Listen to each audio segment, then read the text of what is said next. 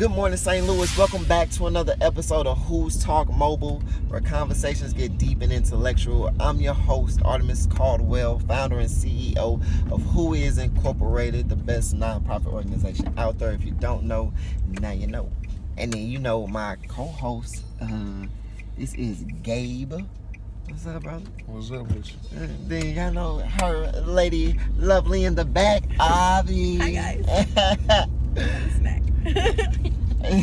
So just to jump off, I brought up this because this really applies to everybody. You always bringing up something that I ain't never heard of. I just want to give you that. You always bringing something new to the table for me. Man, because look, I am a firm believer in, I hate when people describe me as my age and put me off at that.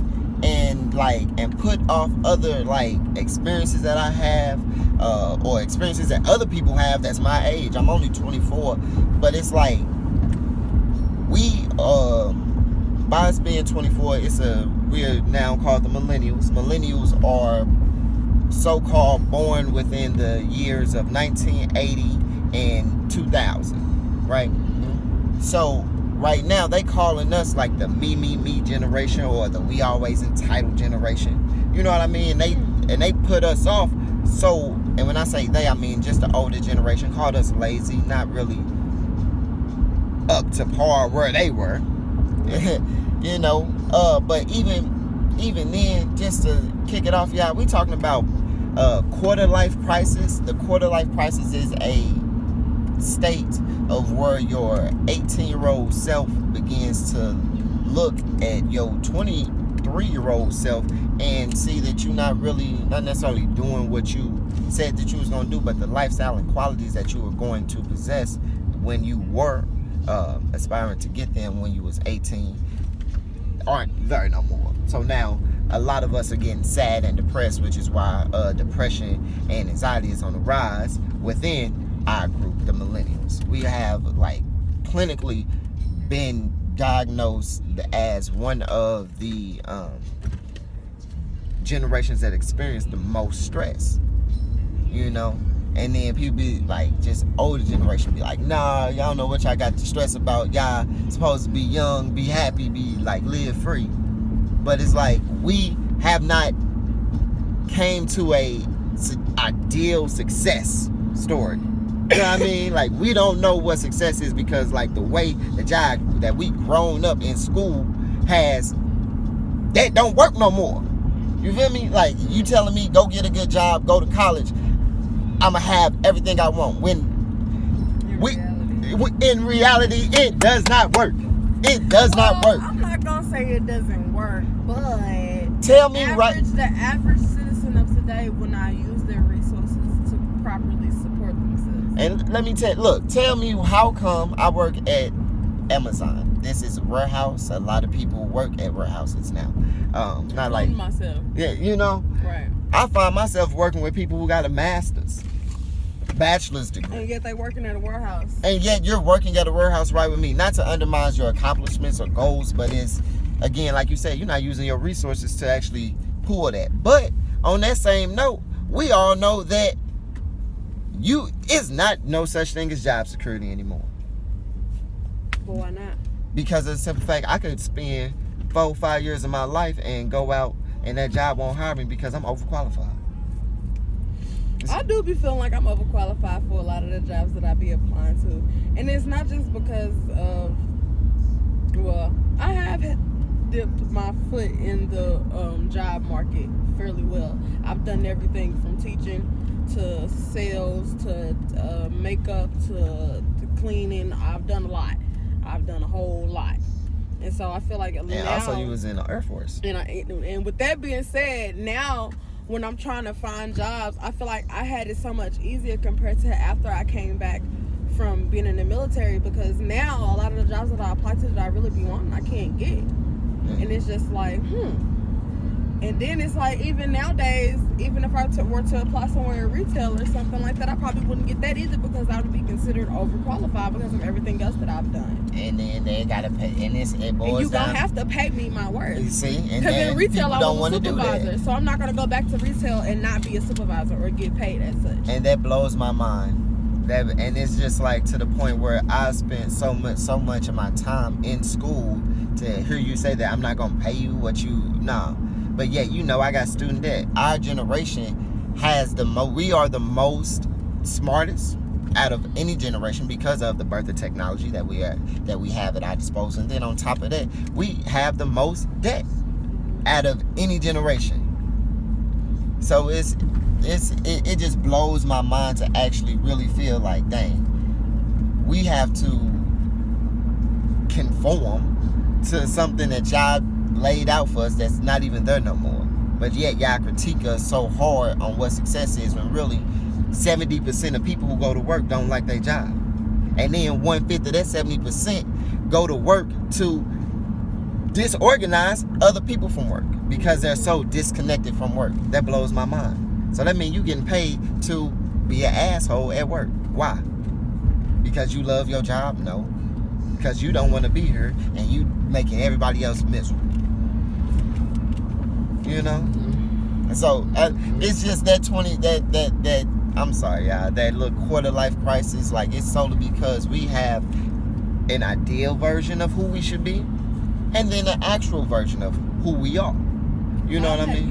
You know me, I had to look up the dictionary version of everything. Okay, go for it. So I found this. In popular psychology, a quarter life crisis is a crisis involving anxiety over the direction and quality of one's life, which is most commonly experienced in the period ranging in a person's 20s up to their mid-30s, although it can be as early as 18, like you said. It is defined clinically by some guy named Alex Folk. I may be saying that wrong. It's spelled Fowke, as a period of insecurities, doubt, and disappointment surrounding your career, relationship, and financial situations. See? So basically everything you just kind of, to give it more of a, I guess, textbook definition. And look, last episode, didn't you say what was holding you back from your music was finances? Mm-hmm.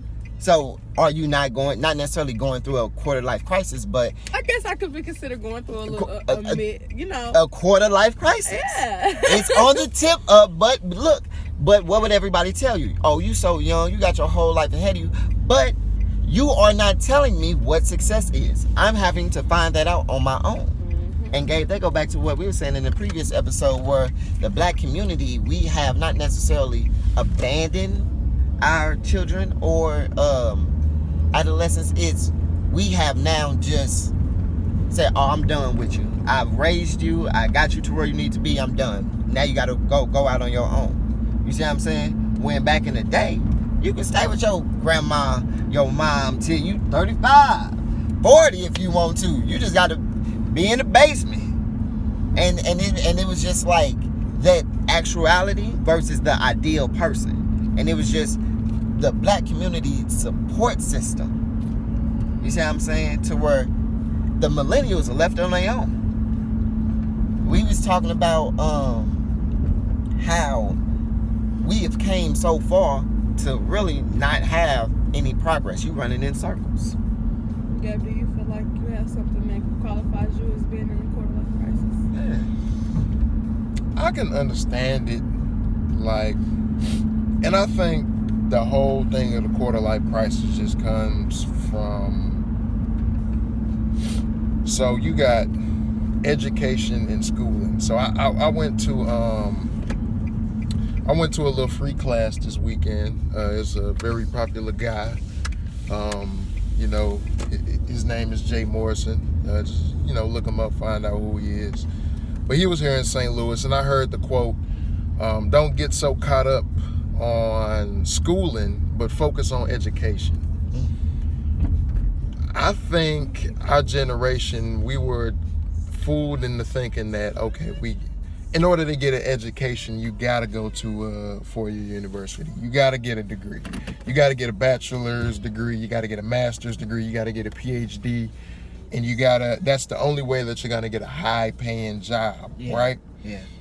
When we see that just gets you into 200,000, 300,000, sometimes almost $500,000 in debt, and that you're gonna die with. A lot of, I don't even know what the percentage was, but a lot of millennials are defaulting on their student loans, meaning that they just ain't paying them back. Now, with student loans, it's not like anything else. You just can't get out of student loans, That's something you gotta pay back. So a lot of people are gonna die with that debt. But really, education is just knowing how to, you just know how to do stuff properly. You know what I'm saying? Like, or you just know other ways to do things. You gotta go, and different avenues that you could take to get to that goal. You know what I'm saying? I believe that's what being educated means. Like seeing just the different avenues of how I can get from point A to point B. Mm-hmm. Okay. Yeah, just knowing what your options are. Like, all right, let's say I want $100,000, right? Okay. But an uneducated person will probably only think that the only way he can get to $100,000 is get a job, save up for about 30, 40 years, and buy it. Now I got $100,000. Right. A slightly educated person may say, hey, let me just go invest this money I got from my job, put it in stocks and bonds, or maybe even put it in real estate. Someone with a little bit of education.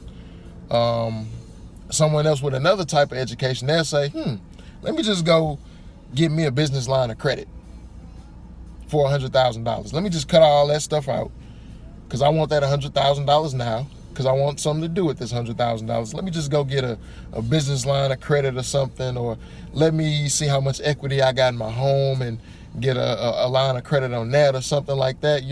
That's another way that you can get it. But if you're not educated about those things, how are you gonna do it? I feel that. Because I was thinking on the tip of you saying you go to the bank and put, buy a CD and let your money build up that way. Mm-hmm. That's slow though. It's only gonna get you like 2 to 3% a year on your money. Yeah. Well, I mean, that's different. That's just a different avenue. So with the quarter life crisis, I just feel like the disconnect between our generation from our older generation, a lot, like I said, the ending point that they try to use to determine or define that attitude per se, is really irritating me, because it's like we ain't like that. You know what I mean? And a lot of our peers, let me say this, just 50% of millennials, let me make sure I get this right, 50% of millennials would take a pay cut for meaningful work. Meaning it's not all about the money with us, as people would like to proclaim. You know what I mean? Without you doing the research and actually going out and talking to people, like we have a different avenue of reaching success. Who's Talk Podcast. You know what I mean? A lot of older people don't even know what a podcast is. You know what I mean? And then on top of that, like I said, we are the one generation that's highly educated. You know what I mean? Then also, 36% of millennials consider themselves to be irresponsible. So not to say that's not to say that's bad, but 23% of millennials also would consider themselves as hardworking. So that's to say a lot, y'all just basing y'all judgment off the mass. You know what I mean? And it's to say, again, now we're going into that self-actualization. How I'm not necessarily irresponsible, but I don't know what success is, or been taught the traits of how to be a healthy success person because of people in my life. Not to say they're not successful, but they haven't been practicing healthy traits. You know what I mean? So now I'm coming late to everything. I'm witty. I'm on top of it, but I'm late. I think the the issue with that is I think a lot of us aren't necessarily doing what we truly want to do. Yeah. And I think that's where that anxiety or, you know, the quarter life crisis kind of comes from as well. A lot of us, we're told we got to go this way to get success, but we aren't taught that success is what we want it to be. Yeah. You know what I'm saying? Whatever you want to do and whatever you want to be successful at, that's what you can do. That if that's what your soul, your heart is going to truly, if that's what your soul and your heart truly desires, and that's what's going to make you happy, you should do that. Yeah. And you should figure out how to make that profitable as well, too. For me, it's a guy, Kyle Rogers. He did a study and said that process that you were just talking about, that's called self-actualization. It's the process of getting to your full potential or understanding your full potential. And it goes back to the ideal self versus your actual self. You feel me? And it's, how you think we can find meaningful work? Like, I know you said you ain't dipped your foot in a lot of places. So not to say like, I know you're not happy there, but I know music. You know, I don't want to put words in your mouth, but I know music is your passion. Y'all, please check out the girl that's cold with it. Her, what's your Instagram name? Aviana Nori. Aviana Nori. One more time. Aviana Nori. Please go. No apostrophe, a period after the Aviana. Please. So it's Aviana, period, Nori, no apostrophe in the A. But please, to answer the question, yeah. And then I do got a jet soon, so. You good? To try to make it quick, we have to, in order to find meaningful work, we have to put effort into what we want to do. I try to pick meticulously where I work because I know what I'm good at. You know, so I try to use my traits to my strength to try to find what's going to be good for me in the work industry, because in the long run, I ended up in the warehouse because it was convenient, but I don't see myself staying there for the simple fact that it's not my passion. I would be better off doing something with my computer skills or with my customer service skills, because I'm a great talker. I'm a good problem solver. So I like computer work, HR work. That's my background, believe it or not, in human resources. Even when I was in the military, it was just like doing human resources work. That's what I like to do. You have to put energy into the stuff that you want to do in order to actually find fulfillment in it. But your real passion is singing, though. I mean, or is that something you do on the side? My real passion is singing, but in order to get to point A, I have to do something to get to where I need to go. Right, so the jobs is like stepping blocks. Yes. Like you use those for like paying for studio time. Yes. You know what I mean? Or meet new people. That could be a feature right there. Exactly. You feel what I'm saying? Yeah, okay. I use it for marketing purposes sometimes, which I'm going to get better at that. I was just talking to somebody the other day, like, work itself is something so time consuming it could take away from the person. Yeah. And you kind of lose track of what's really important when you're always exhausted from something that you don't really truly care about or find meaning in. Yeah. Not saying that I don't find meaning in my work, but I understand that my work is fueling something else, so it doesn't bother me working at a warehouse right now, because it's paying the bills and it's getting me closer towards what I really want to do. Yeah. So it's almost like making a sacrifice for the greater good. Instead of saying that I'm in a crisis, I look at it I flip it. To me, I'm using this to get where I need to go. Sometimes you gotta sacrifice to get to the bigger picture. It's like survival of the fittest almost.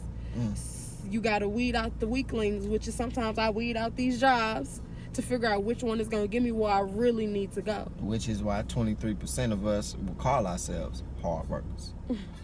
You know what I'm saying? And I've done so much, like I really have, and my resume speaks for itself. It's a great resume. I mean, it's gotten me some great attention and stuff like that, because the jobs that I really want, I can't get to, and it pisses me off. The ones that are really, I feel like, get me closer to where I need to be. Without me going to school, my resume still looks great enough so I can compete with somebody who has a degree, but I would probably still get the job, just off of the strength of how I carry myself and how much dedication I put behind the things that I do. I'm very strategic with everything that I do as well. I don't consider myself being in a crisis, even though I guess it would classify as such. yes, I don't have enough financial support, but I know in order for me to get where I really need to go, I'm gonna have to make some sacrifices to get there, which means either I take on those jobs, I deal with the working class or the working mindset that we have to deal with until I can finally be like, okay, I got what I needed from you, take my money elsewhere and really put it where it's gonna be fruitful, where it's gonna really blossom for me. See, and shout out to Keenan Morrison. He said, my old high school teacher, Live for Life Academy, he said the purpose of a job is to keep you so busy that you forget what it is that you're supposed to do. You know what I mean? And it's just to turn, I think we should, to find meaningful work, I think we should see what it is exactly. Take a time out to see what exactly it is that we want. What it is that you want from life. What do you want the job for? What are you getting this job for? Or not even that. Just define what it is that you feel success is. That way, like you said, when you go to work or do the things that pay the bills, you already got that mindset of, I already know I'm not going to be here that long. You see what I'm saying? This is only a stepping stone to where I'm going to get to and where I need to be. You feel what I'm saying?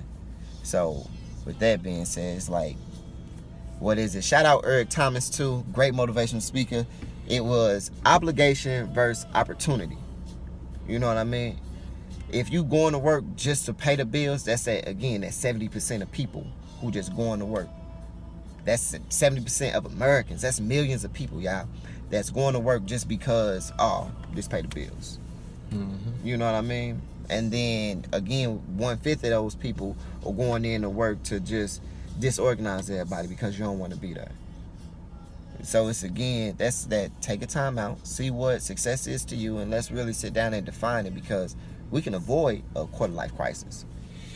You know what I mean? If we stop comparing ourselves to, again, social media with that ideal self of what we feel is possible but not really ideal for us. That's going again, Facebook, Instagram, and comparing yourself to. Go ahead.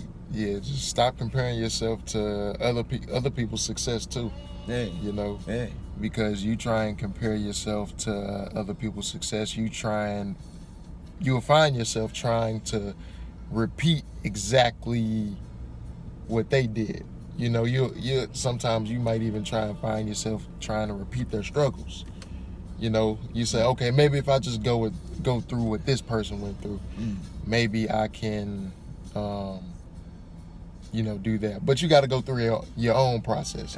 Your own process may be different. You know what I'm saying? This may have happened fast for this person. It might happen slow for you. Right. You know, or it may be happen fast for you and slow for someone else. It just depends, you know. It just depends on where you are in your life at the time. And see, man, on the ending note, bro, we want to go out on this. Fail often, fail all the time. That way you can know what success feel like. That's a Will Smith. I know I chopped it up, but shout out Will Smith too. It's just like, your failures can lead to one of your greatest success, Kendrick Lamar. And it's just like, with that, what we going through, all of us need help. Again, change won't come unless we help each other the right way. And Who is a nonprofit that is there for everybody. Like, I want you to be good and let you know that you're not the only one. Like, we not the only ones going through a quarter life crisis. We ain't the only ones in our 20s. You know what I mean? Everybody feel this way, and that's why I feel so passionate on it, because it's a lot of people that are turning the blind eye to us, and it just feel like, why is it that people that's close to me or in like the 20s or in their 20s, whatnot, like they've been down for me when family members have not? You see what I'm saying? And it's just like, kids raising kids, but yet we are so well knit, you know? Like, I could speak for my high school. We graduated with 68 people, and I can call up any one of them right now, and we all feel like best friends, you know? Like, we seen each other come up from 6th grade to 12th. And it was just like the unity within that. That's where it's just like, that the quarter life crisis is, we could overcome this if all of us, one, find ourselves in a group of believers like y'all believe in me, and I thank you for that. So we gonna boom, just offer that strength, and then that accountability from the believers. Every Saturday we come together. You know what I mean? And we make it possible. You know, and that's where, no, we got to get this done. Oh, you want your dream to get done? Okay, bet, boom, we gonna get it done. Simple as that. And it's just like, that's where we need each other the most. So if you want to overcome that quarter life crisis, just hang out with friends who really listen to you and take in account of where you want to be in your life. You know? So, yeah. We love you all. On the end of note, just what we are doesn't define us. Our circumstances are not our choice. We all need help. Change won't come unless we help each other the right way. The right way is just being there for each other. Every day someone is born with their eyes closed, and I believe together we can change that. And when the world asks who, what would you say? All right, y'all. We signing out. All right. We out.